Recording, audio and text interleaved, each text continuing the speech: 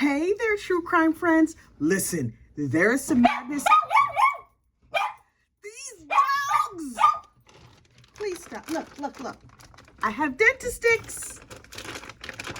Your breath won't smell like butt. And you will hopefully stop barking while I'm trying to talk. Look, now that I have bribed the dogs, I only have a few minutes. We need to talk about something very, very that is important that is going on. And that is that, as you know, normally I cover true crime. And by cover, I mean, I just get on the YouTubes and talk a bunch of foolishness, and y'all like and subscribe to these videos if I am lucky. Also, please like and subscribe. So look, it's Christmas Day. Look, December 25th. It's Christmas Day, and there's a documentary that is out that we need to talk about. And this documentary is called Love Has Won. I do not know if you have HBO. I do not know if you have seen this madness. I do not even know if you are fully awake yet. But let me tell you something. Walk, do not run to go see the Love Has Won documentary, or watch my brief recap of each episode. Just so that you know, this documentary was in the zeitgeist, and I heard people talking about it. And then the other day, I heard somebody describe it as the craziest thing they'd ever seen. And I was like, oh, wait a minute. It's a cult documentary and it's crazy. Yes, please. I would like to get in on some of that action. So I'm sitting here and I'm doing my little crafts, you know, like I do. I'm doing some crochet or whatever, having a nice, lovely afternoon. Everybody is relaxing. Everybody's belly is full. Things are fine, right? House is kind of quiet now. So I turn on Love Has Won. And the first thing I see, hang on, is a room decorated all in Christmas lights. I was like, okay. And the cops come in and they say, we want to see the children. We want to see the mother. And I was like, ooh, true crime. Yes, please. We are watching body cam footage. Oh, I love good body cam footage. The only thing I like better than body cam footage is jail phone calls. But child, that's another story for another day. So anyway, so the cops go in and they're like, you know, one of the cops is dealing with the children. The other's going to deal with the mother. And I was like, okay, where's mama at? And you see just a bed covered in Christmas lights. What in the world? And then voiceover. So we discovered the mummified body in the bedroom covered with Christmas lights. I'm sorry, what now? You found what? You found what? I'm going to need to back up. I'm going to need to reheat my cup of tea, and I'm going to need to pay close attention and stop my knit one, purl and two, right? Because I'm just sitting there doing some knitting and some crocheting. Child, this is what happened. This lady, Amy something or other, she just was like a regular brown hair white lady named Amy. She seemed nice enough. She was a manager over at the McDonald's. Not McDonald's, at the McDonald's. That's the way I'm choosing to say it for the purposes of this documentary. So she's managing the McDonald's and she's doing pretty good. She graduated from high school. Everybody liked her. She was lovely and delightful. And she was a leader. She did so well as a McDonald's worker that they made her the manager because people loved her and wanted to follow her. And she was like, this is terrific, great. I'm living my best McDonald's life. And soon I will be a regional director. I might be the Mrs. of the McDonald's franchise. Who knows? So anyway, one weekend, she decides to try a little bit of ecstasy, I believe was her gateway drug. So she takes a little ecstasy. Now, I don't know nothing about that ecstasy life. Although, when I was in college way back in the day in the 1800s, they used to call ecstasy Johnson's baby acid. So I was like, okay, dog, I'm out of dog treats. Please stop. So, can somebody bribe this dog, please, or let her outside? So anyway, she decides to drop a little drugs or whatever, and, you know, get her mind all tingly or tickly or whatever it does to your brain. I don't know. And she was like, oh, well, this is delightful going forward. I will just be all about this drug life. And so she likes the drugs. She keeps doing the drugs, and she quits her job down to the McDonald's. Okay. That seems ill-advised. You're going to give up a career and take up using drugs on a full-time basis. And it's not even an opioid. It wasn't even like that, what's that other stuff, the blue things that they had on Breaking Bad? It wasn't even methamphetamine. It was just ecstasy. And I was like, huh, that's a weird choice. So she jumps on the internet. She starts looking into conspiracy theories and spirituality. Because of course she does. This is 2008. And so she starts looking at World Trade Center conspiracy theories, how the towers came down, blah, blah, blah. Okay, fine, do you, whatever. So the more she gets into it and the more she does the drugs, the softer her brain becomes. Okay, so she finds a community of people online, and she decides that, like, through all of her reading and studying, that she might be God. It's just that easy. So you take a big cauldron of ecstasy, you stir some of that in, and then you stir in the internet and some conspiracy theory and some chicken nuggets, and then suddenly you're God. Okay, so she met some dude online, and after 17 days, she was like, oh, I'm young and pretty, and he's old with a very long beard and looks like some kind of hippie. Great. So now we are the embodiment of love and light, and I am Mother God, and he is Father God. Okay. So they go on the internet preaching the gospel of their holiness. Sure. And they get followers. Okay. Okay. So they're like, this just being a deity doesn't really pay that good. So we should probably get some people who have income to come and live with us so we can live off their income. That's what we're going to do. So she starts talking to people online, and she's like, you know what I'm going to offer? I'm going to offer an enlightening session, or whatever she called it, where she was having these one-on-one spiritual sessions with people online, and they were paying money for it, and that paid good. And then she met this other dude who was good with computers, and she was like, let me think about this. I have my cauldron of conspiracy theories and spirituality and me being God and chicken nuggets. And what else we need is cash. This dude has cash. So she talked this dude into coming to California from wherever he was in the world and living with her and Father God. And he was going to run the computer situation. As an aside, he was getting $700 worth of unemployment insurance or whatever. And she was like, oh, that's good. And the dude said, and I quote, somebody had to keep weed on the table. Okay. So they were doing a lot of drugs and a lot of healing sessions. And the more healing sessions she did, and the more she did on her Facebook, on her internet channel, on her YouTube channel, her following got bigger and bigger and bigger, and people were sending her money. Yo, could you please tip your friendly neighborhood gossip? I'm trying to start a cult. I still work a regular job. Okay, just kidding, because I really like my regular job, and I honestly do not want this to be my full-time job as much as I enjoy it. So anyway, but that was not her thinking. She was like, oh, this internet thing, this gonna be my full-time job. So she made it her full-time job.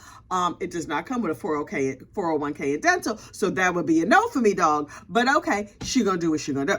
So she makes the internet thing her full-time job, and she got the dude coming in keeping weed on the table, and so one person is managing the books and somebody else is bringing in income. Then she got somebody else that was good with marketing, and one by one she collected these people who could help build her empire. And everybody was like, you are the most high deity. We know Father in heaven, but here on earth, you are Mother God, and whoever you happen to be dating is Father God. Well, hippie dude number one was cool for a minute, but he was like, he didn't have no marketable talents. So she moved him out, and Father God number two stepped in. Come to find out, she always had Father God. If this one is not working out for one other reason, she would move him out and move in the next Father God. So she was monkey barring from, now listen, in regular real on this earthly plane, if you did this, we would call you a serial monogamist or a hoe, whatever. Whatever you want to call people like this. But she was monkey barring from God to God to God. I mean, Father God to Father God. She remained the mother. She remained ultimately in charge. And finally, one of the Father guys was like, hey, mother, listen, girl, let me put you aside. Come here, heifer. Come here, let me tell you something. Looks like you a hot ass mess, and this is not going well. And you talk about having like no sin and no error and being so enlightened, but I see you drink yourself to oblivion every single day. This math ain't mathin'. Now that is not a quote, but basically what he said is, heifer, this math ain't mathin'.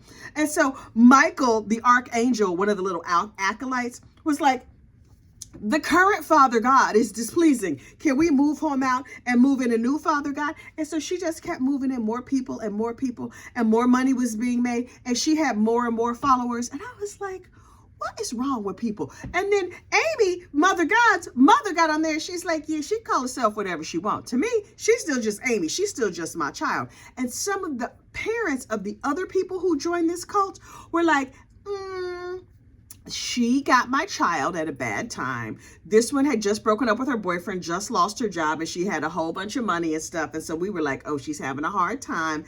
And they rented a big house out in California, and they just live streamed what was going on. It was like Big Brother, only friendlier with more drugs. And they just live streamed all the time, and people were like, hey, I want to be a part of that. I want to be involved in that. They're making lots of money. They start selling products. They start claiming to be able to cure illnesses using colloidal silver. They were like, colloidal silver heals everything, just about everything. And so that's why the government doesn't want you to know about it. Okay. So they have a colloidal silver business. And then one of the little smarty pants people who joined the cult was like, you know what you need? You need a product line. And they were like, okay, we have fragrances and we have crystals and we have this. You can buy this box and that box or whatever. Like a set from Bath and Body Works, like that, only spiritual and crazy. So they were making money from all these different things. And then it's only a matter of time in these situations until the next Father God who steps in is a career criminal. Everything about this situation screamed, some shyster is going to come in here and take over the situation. Now, part one of the documentary ends. This is not exactly a spoiler alert. You already know the heifer's dead because I told you that in like the first 3 sentences. I don't know how she died yet because I have only watched episode 1. So, you see this dude who is a nice looking guy comes in and he's just like, they're like, sir, what's your name? And he's like, me? My name is Father God. Okay. Idiot number 625 has just stepped up to the plate because everybody, this woman was the town bicycle child. Everybody was getting a ride, but she would just call them each Father God. Okay, great. So one of the members was like, you know what? I believe that Mother God would still be on this planet if it were not for that career criminal, Father God. We don't know what he did yet because in the screen faded to black. And I was like, oh, before I watch episode 2, I need to go make a video and then we will find out what happens with the shady Father God because it's not going to go good. How did her dead mummified body end up in the living room with the Christmas lights on it? I need to know. Why did they think this is a good idea? Didn't she stink at some point? They were like, her body never cooled down after she died. She always stayed warm. So we thought any minute she was coming back. Could that be because of the electric blankets y'all had on her? I'm asking for myself. And one of the dudes was like, we always wondered what was going to happen if they did an autopsy because she told us that she had 3 hearts and that, she was reincarnated. One time she was Joan of Arc. One time she was Marilyn Monroe. And she used all her powers at all these different times. And she had a whole team of people that were working with her on the other side of glory. And the main leader on that team was Robin Williams. Robin, you say? Robin Williams, you say? Okay. She was getting messages from Robin. And she was like doing writings and she would send them out to her acolytes.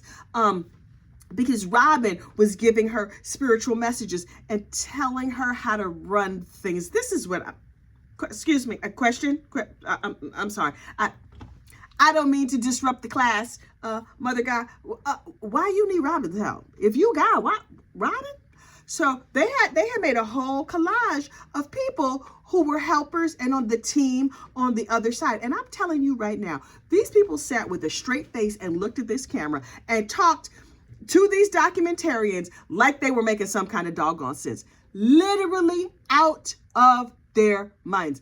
Yes, they talked about binge drug use all day, every day. And so if you were binging drugs, I could see where some of this would make sense.